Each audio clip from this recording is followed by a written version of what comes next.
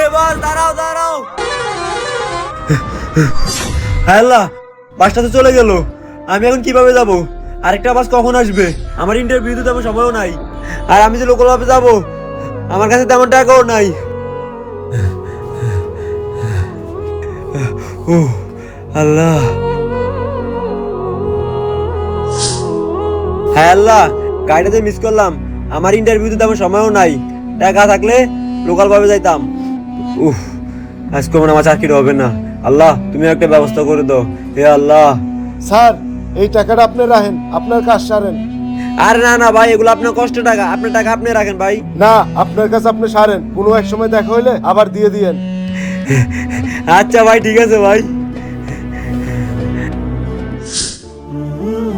আলহামদুলিল্লাহ, আমার চাকরিটা হয়ে গেছে।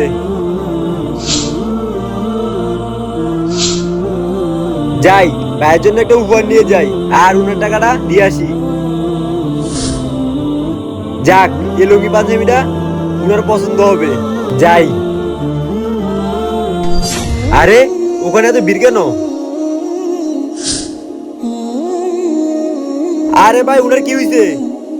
আরে ফকির লোকটা মনে হয় এখানে মারা গেছে। উনি আপনার কাছে ফকির হইতে পারে, আমার কাছে ফেরেশতা। ভাই ভাই, এই যে আপনার জন্য কি আনছি ভাই। ভাই ভাই ভাই ভাই, আল্লাহ, ভাই ভাই। এরকম সততা মানুষ রাস্তাঘাটে হাজার হাজার থাকে।